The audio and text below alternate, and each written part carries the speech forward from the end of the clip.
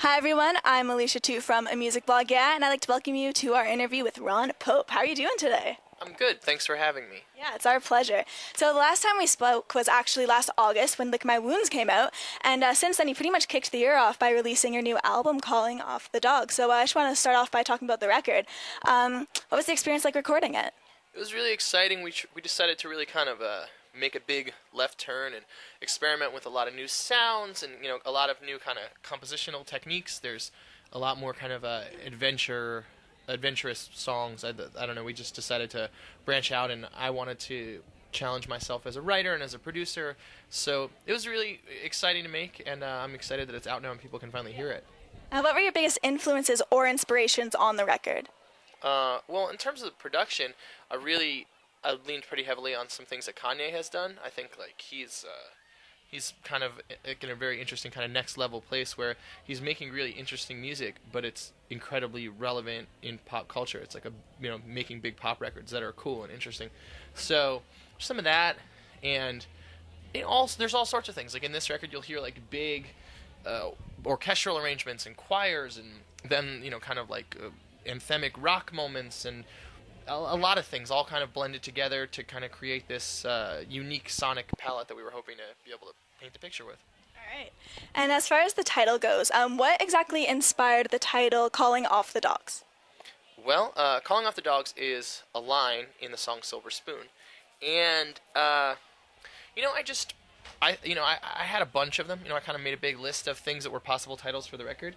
And that was the one that I thought was the most interesting. I don't know, the one that I was like, this is cool. And you couldn't name just any record that. I feel like it has to be kind of I don't know, something. If it's a kind of unique title and it's a unique record, so I felt like I didn't want to name like.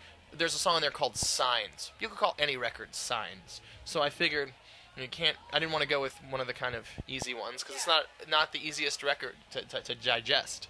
So. And you've pretty much been touring since the release in January. So do you have any crazy stories to tell us? Or how's touring been going for you so far? In terms of crazy stories, well, no, nothing too crazy has happened.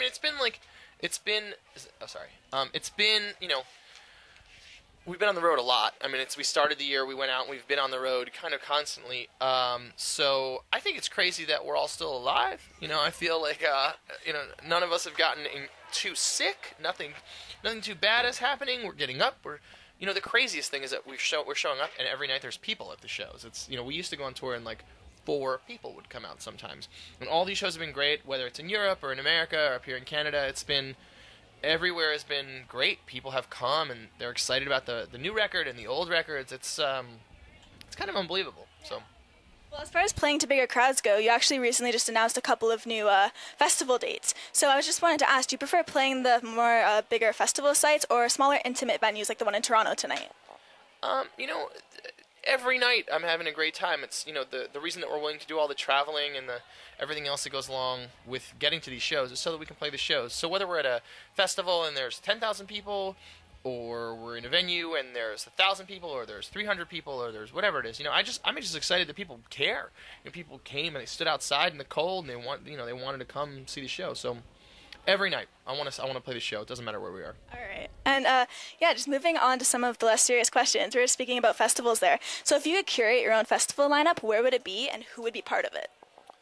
That's a good question. Thank you. No one has ever asked me that before. Usually, most interview questions are exactly the same, so that's a nice curveball there. Why, thank you. I'd want it to be maybe 3 days in the summer, probably Friday, Saturday, Sunday. Maybe make it July, so wherever you are, everyone is out of school. I could see something. I'm from Georgia. I'm kind of partial to it there. It's super hot in the summer, but I grew up going to a festival called Music Midtown, which was 3 days in the summertime or in the late spring, and it was always really incredible. So I'd want to see something like that. A lot of stages. Like I love the really big festivals where you go and there's 12 stages, and there's small stages where you can go see bluegrass while whatever, like Most Def is playing on a big stage and there's hip hop happening, like yeah, exactly. And Rick Ross could be there, exactly. And so yeah, I mean, I would want something really eclectic.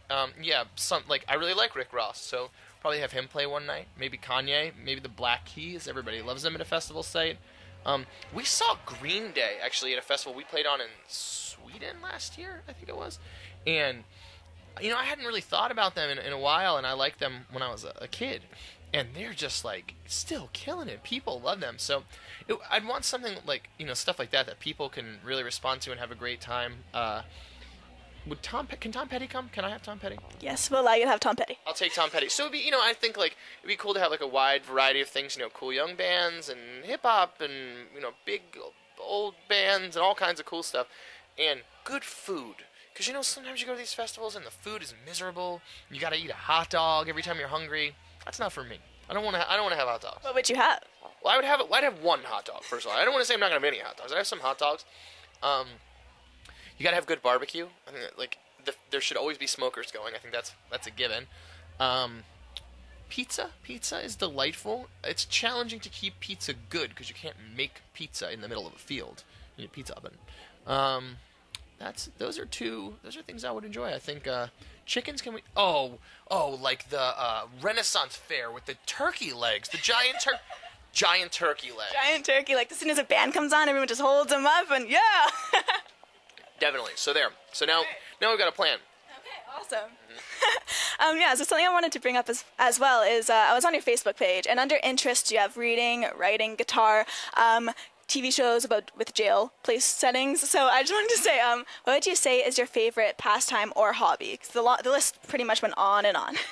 I do like TV shows about jail. That is a real thing. If a show comes on and it's based in a jail, and they're like, here we are in Corcoran, prison. Like a lot of them are in the Corcoran Correctional Facility, I guess it's in California. I'm gonna watch that. There's nothing. But I don't know. I mean, like all the things that I really like to do eventually became my job. Like my hobbies became my job. So I don't know. Like I like a whole bunch of things. Like kind of. And then I really love to make music. So when I'm home, I play a lot of guitar. I play piano, I write songs. I like to visit my friends because I'm always away from home. So if I can, sneak in and see my friends, it's nice. So, socializing, visiting, because I don't get to. All right. And then one other thing as far as social media goes, I noticed in your Twitter feed, you love posting about animals after playing a show. So just how did this whole Googling animals thing start, and what's the story behind that? Well, have you ever Googled, sleeping puppies? Cute animals, yes. Yeah, so what happened is one time you think, I'm going to Google sleeping puppies. I'm just going to see what there is. I'm just going to peruse the sleeping puppy, the photos. I'll see what there is. And then your whole life is built around Googling sleeping puppies, and you're like, it's like a sickness. You got to make somebody take your phone so you don't Google, baby monkeys. Right, I've thought about, maybe I should Google a baby monkey and just show her what is happening so then I could also see a baby monkey. I don't know. I like cute stuff. I think everybody does.